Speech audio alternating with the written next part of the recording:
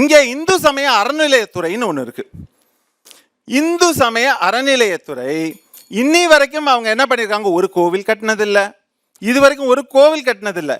கோவில்னால இப்போ கேட்டாக்க என்ன சொல்லுவாங்க, செலக்டிவாக வந்து நாங்கள்லாம் வந்து ரெக்கவர் பண்ணிட்டோம் அப்படின்னு.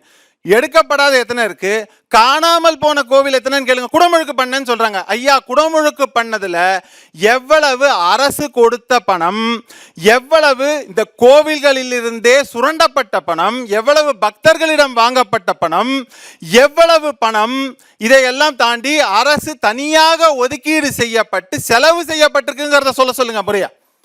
பல கோவில்கள்ல என்ன பண்ணியிருக்காங்க அப்படின்னாக்க, நாங்க வேணா எழுத்துப்பூர்வமா கொடுத்துறோம், அப்ரூவல் கொடுத்துறோம், நீங்களே பண்ணிக்கங்க அப்படிங்கிற மாதிரியான நிலைமையும் ஏற்பட்டிருக்கிறது.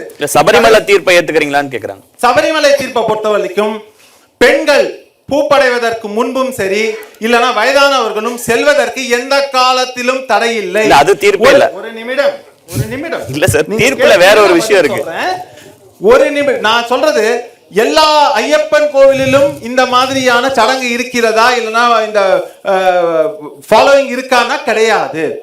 ஐயப்பன் பல ரூபங்களில் இருக்கிறார். அப்படி ஒரு ரூபத்தில் இருக்கக்கூடிய, பிரம்மச்சரிய ரூபத்தில் இருக்கக்கூடிய இந்த மலை, இந்த கோவிலுக்கு மட்டும்தான் அது அப்ளிகபிளா இருக்கு.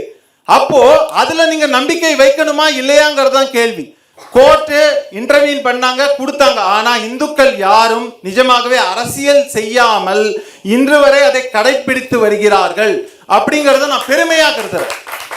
நீங்க என்ன வேணா சொல்லலாம், ஆனா மக்கள் நம்பிக்கையோடு அவங்க என்ன ஃபாலோ. கடைசியா ஒரே ஒரு விஷயம் சொல்லிக்கிறேன்.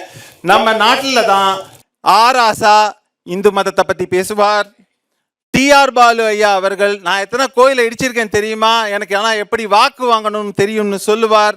கூட்டணியில் இருக்கக்கூடிய விசிகா போன்ற கட்சியின் தலைவர்கள் எல்லாம் கோவிலை பற்றி அவதூறாக பேசுவார்கள்.